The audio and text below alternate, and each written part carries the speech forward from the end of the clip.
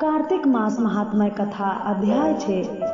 नारद जी बोले, जब 2 घड़ी रात बाकी रहे तब तुलसी की मृत्तिका वस्त्र और कलश लेकर जलाशय पर जाएं। कार्तिक में जहाँ कहीं भी प्रत्येक जलाशय के जल में स्नान करना चाहिए। गर्म जल की अपेक्षा ठंडे जल में स्नान करने से 10 गुना पुण्य होता है। उससे 100 गुना पुण्य बाहरी कुएं के जल में स्नान करने से होता है। उससे अधिक पुण्य बावड़ी में और उससे भी अधिक पुण्य पोखर में स्नान करने से होता है। उससे 10 गुना झरनों में और उससे भी अधिक पुण्य कार्तिक में नदी स्नान करने से होता है। उससे भी 10 गुना पुण्य वहाँ होता है जहाँ 2 नदियों का संगम हो, और यदि कहीं 3 नदियों का संगम हो तब तो पुण्य की कोई सीमा ही नहीं। स्नान से पहले भगवान का ध्यान करके संकल्प करना चाहिए। फिर तीर्थ में उपस्थित देवताओं को क्रमशः अर्घ्य आदि देना चाहिए। अर्घ्य मंत्र इस प्रकार के हैं। हे कमलनाथ, आपको नमस्कार है। हे जलाशायी भगवान, आपको प्रणाम है। हे ऋषिकेश, आपको नमस्कार है। मेरे दिए अर्घ्य को आप ग्रहण करें। बैकुंठ, प्रयाग तथा बद्रिकाश्रम में जहाँ कहीं भगवान विष्णु गए वहाँ उन्होंने 3 प्रकार से अपना पांव रखा था। वहाँ पर ऋषि वेद यज्ञों सहित सभी देवताओं मेरी रक्षा करते रहे।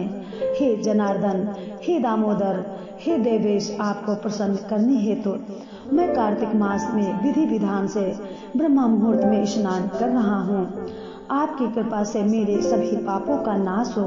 हे प्रभु, कार्तिक मास में व्रत तथा विधि पूर्वक स्नान करने वाला मैं अर्घ्य देता हूँ।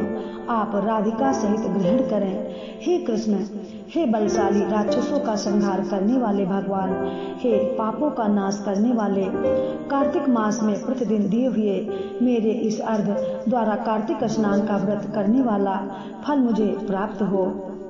तत्पश्चात विष्णु, शिव तथा सूर्य का ध्यान करके जल में प्रवेश कर नाभि के बराबर जल में खड़े होकर विधि पूर्वक स्नान करना चाहिए।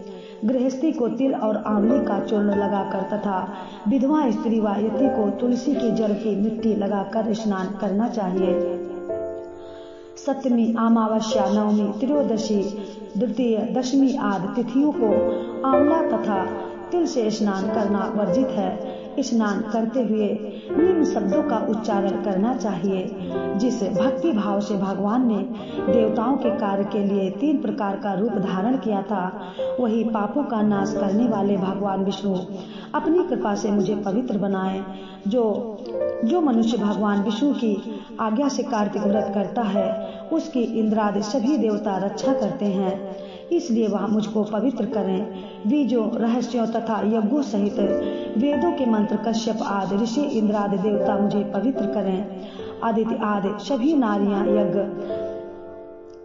सिद्ध सर्प और समस्त औषधियां व तीनों लोकों के पहाड़ मुझे पवित्र करें। इस प्रकार कहकर स्नान करने के बाद मनुष्य को हाथ में पावित्री धारण करके देवता, ऋषि, मनुष्यों तथा पितरों का विधि पूर्वक तर्पण करना चाहिए। तर्पण करते समय तर्पण में जितने तिल रहते हैं उतने वर्ष प्रयत्न व्रती के पितृगण स्वर्ग में वास करते हैं। उसके बाद व्रती को जल से निकलकर शुद्ध वस्त्र धारण करने चाहिए। सभी तीर्थों के सारे कार्यों से निवृत्त होकर पुनः भगवान विष्णु का पूजन करना चाहिए। सभी तीर्थों के सारे देवताओं का स्मरण करके भक्ति पूर्वक सावधान होकर चंदन, फूल और फलों के साथ भगवान विष्णु को फिर से अर्घ्य देना चाहिए। अर्घ्य के मंत्र का अर्थ इस प्रकार है। मैंने पवित्र कार्तिक मास में स्नान किया है। हे विष्णु, राधा के साथ आप मेरे दिए अर्घ्य को ग्रहण करें। तत्पश्चात चंदन, फूल और तांबूल आदि से वेद पाठी ब्राह्मणों का श्रद्धा पूर्वक पूजन करें और बारंबार नमस्कार करें। ब्राह्मणों के दाएं पांव में तीर्थों का वास होता है, मुंह में वेद और समस्त अंगों में देवता का वास होता है। अपने कल्याण की इच्छा रखने वाले मनुष्य को इनका ना तो अपमान करना चाहिए और ना ही इनका विरोध करना चाहिए। फिर एकाग्रचित होकर भगवान विष्णु की प्रिय तुलसी जी की पूजा करनी चाहिए। इनकी परिक्रमा करके उनको प्रणाम करना चाहिए। हे देवी, हे तुलसी, देवताओं ने ही प्राचीन काल से तुम्हारा निर्माण किया और ऋषियों ने तुम्हारी पूजा की है। हे विष्णु प्रिया तुलसी, आपको नमस्कार है। आप मेरे समस्त पापों को नष्ट करो। इस प्रकार जो मनुष्य भक्ति पूर्वक कार्तिक व्रत का अनुष्ठान करते हैं, वे संसार के सुखों का भोग करते हुए अंत में मोक्ष को प्राप्त करते हैं।